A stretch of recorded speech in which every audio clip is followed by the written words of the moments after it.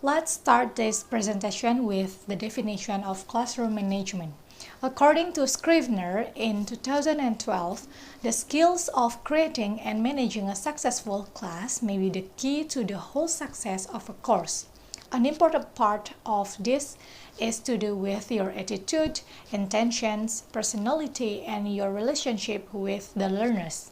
And then according to Emmer and Clements in 1983, that classroom management can be defined as the concept of the nation of students' discipline.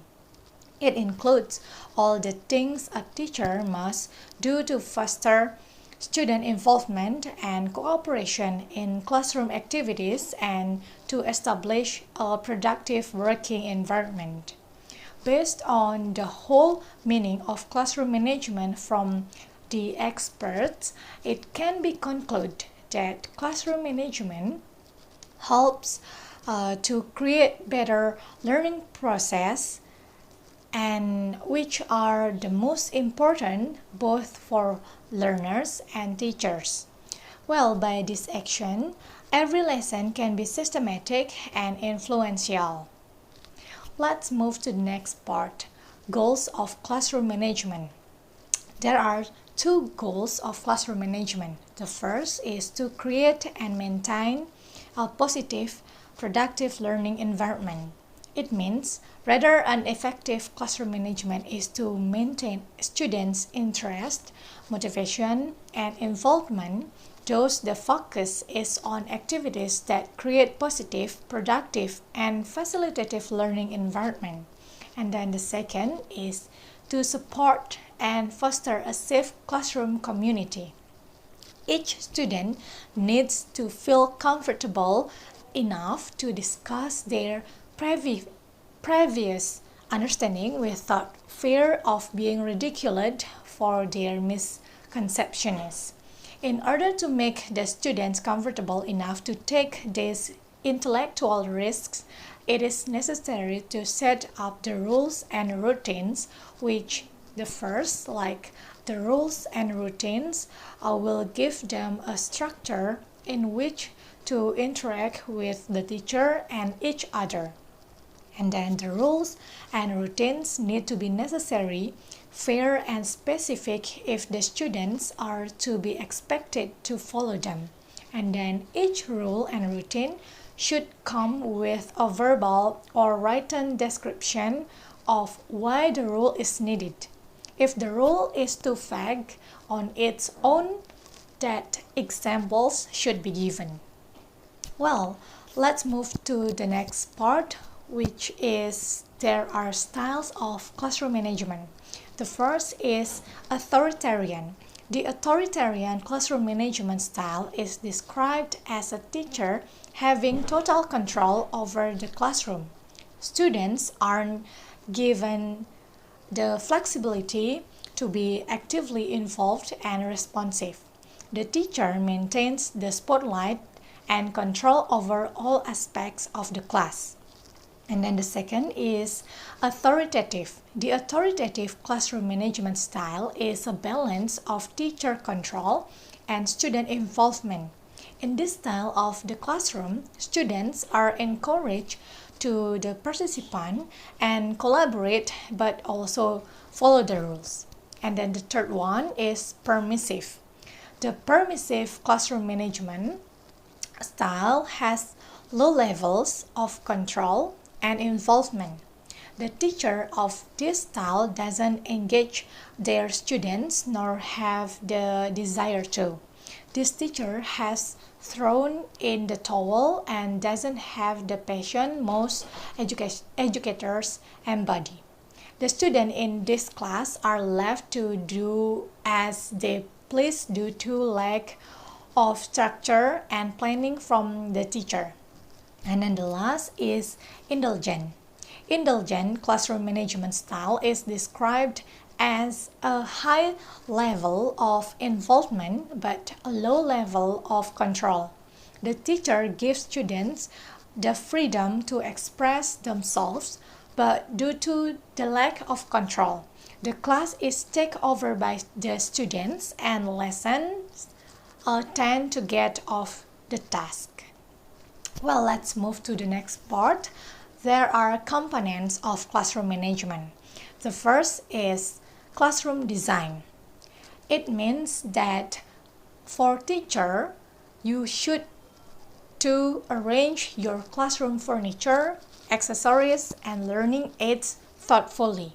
Think students' desks, learning stations, and device placement. And then the second is instructional technique. Switch between learning styles with different classes. For example, you can engage your third grades with digital gamification elements. Pick the curiosity of your 8th grade with small group discussions on their favorite topics. And then the third is classroom rules. Lead your class with a firm hand, but make sure that students get the message. If you do well in the other departments, they will understand the rules are in everyone's best interest. And then the last is organization. Keep your lessons organized and show up on time.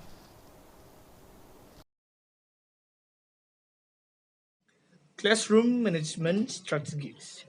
To make the class structured, the teacher needs several strategies in the managing the class, including first, entry routine is a technique in which teacher establishes a consistent, a daily routine that begins as soon as students enter the classroom, preparing learning material, making set assessment, passing in homework, or doing a brief physical warm-up activity would all be example of entry routines. This technique can avoid the disorder and squander time that can be characterized the beginning of a class period. Therefore, time is limited and every step of the lessons should be done on time by teacher and pupils.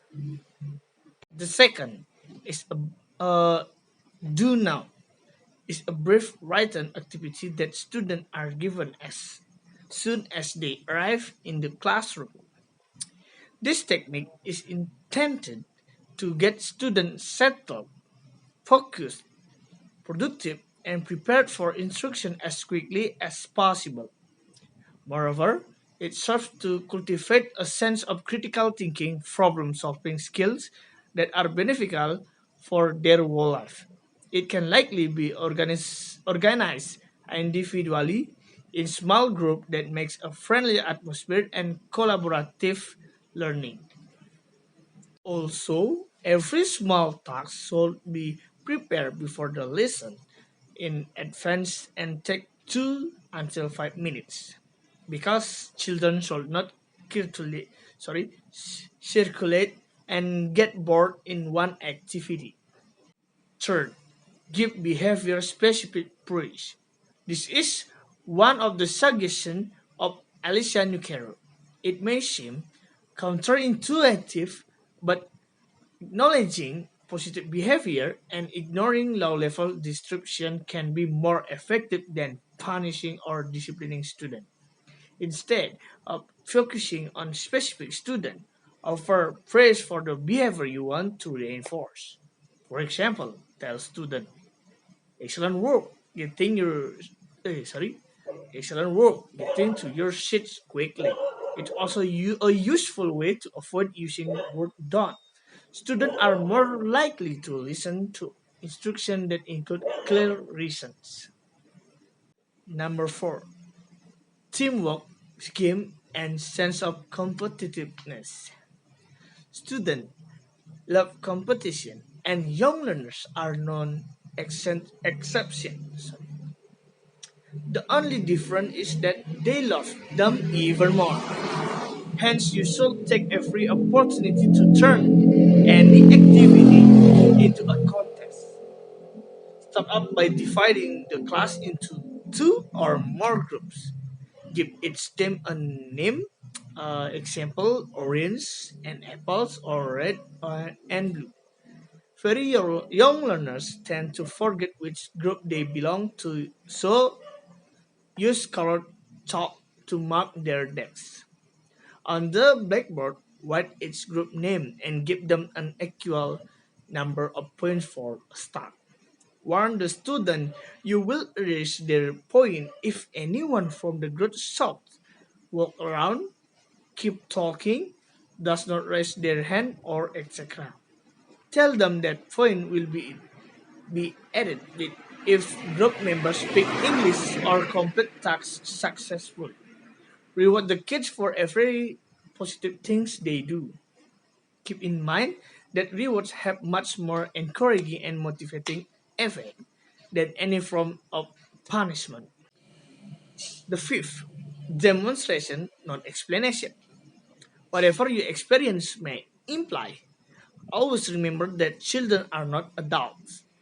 Consequently, different techniques have to be used to explain to the student what you require.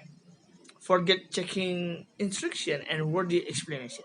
As an alternative, resort to the demonstration or ask a stronger student to explain what she or he understood to the other student. The sixth, getting the student attention.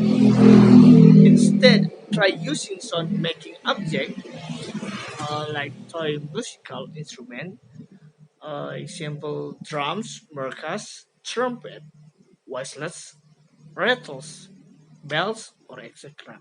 Not only will you sip your throat, but you will bring some fun to the classroom as well. 7. Praise and rewards.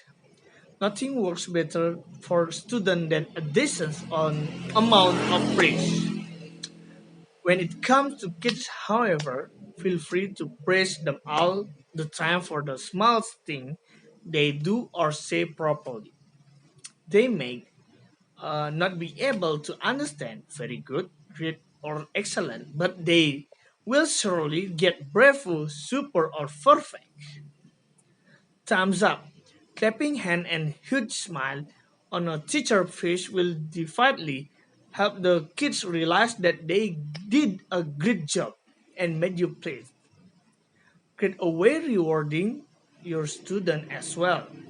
Draw a smiling face, star, or use stamp or sticker to show your appreciation. Appreciation. Sorry. Put up poster on the walls with the student name to keep record of their good work. Never stop to bribery of or material rewards. Sweet or mascot may make young learners do quietly what you order, but once you forget the reward or want to quit the procedure, a tragedy will follow. The egg, positive attitude. Smile, hug, pat the student on the head.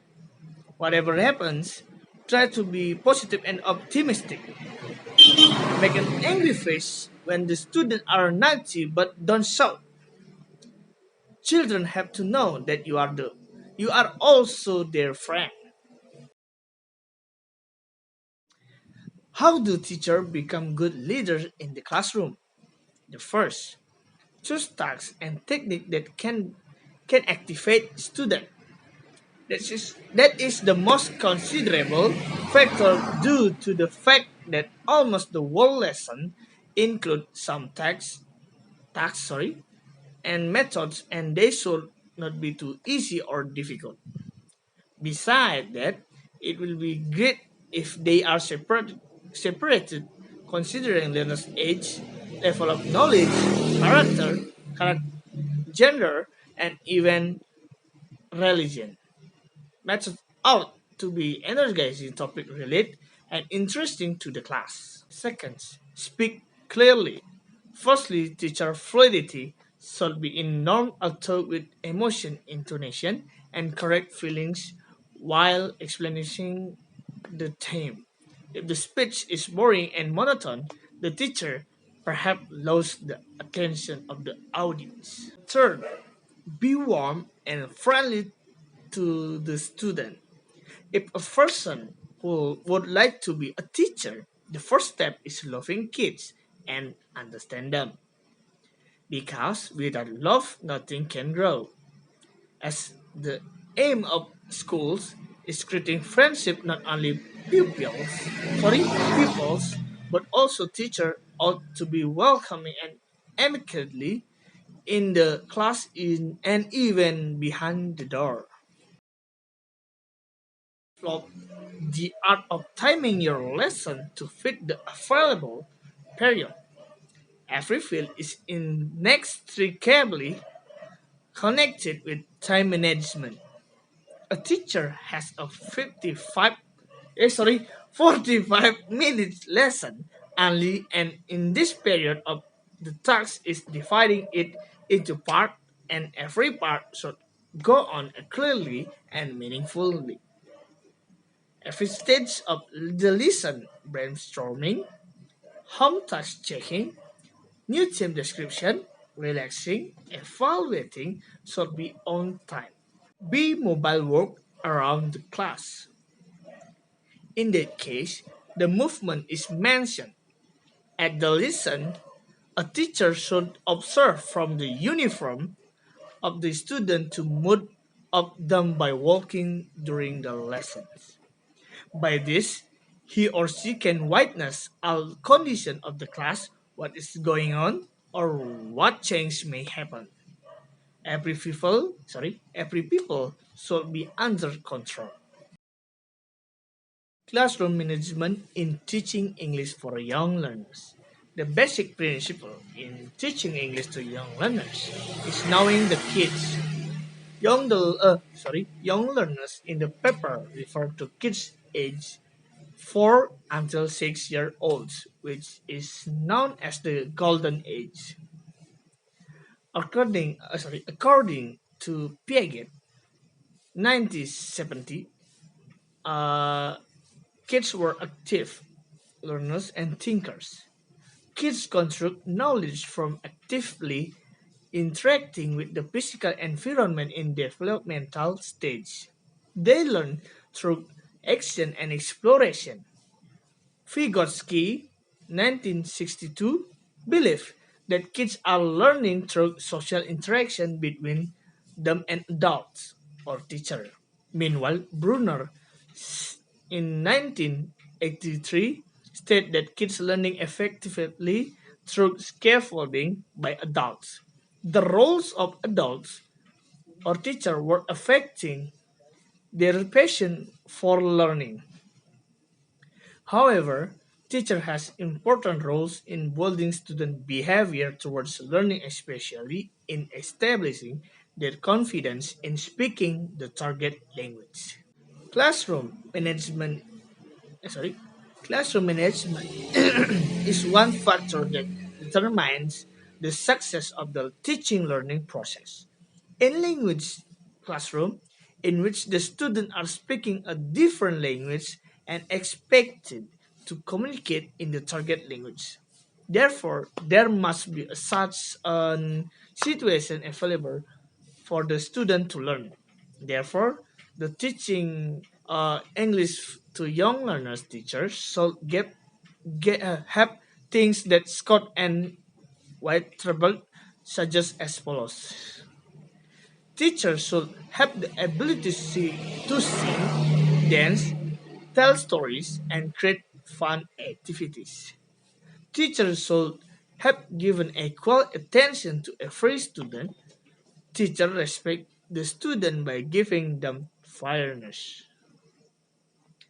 Teachers should be able to give young learners the feeling of saving by surrounding them with a pleasant and familiar physical response. According to Krashen in 1982, who done natural approach to kids, they are considered natural language learners because they can learn faster and with much less difficulty than adults. The challenge of teaching young learners are giving them natural environment meaningful learning, enjoyable and continuous process. Teaching should be a focus on children and on the development of their communicative skills that will enable them to communicate meanings and messages in real social context. From Firecloud 2009.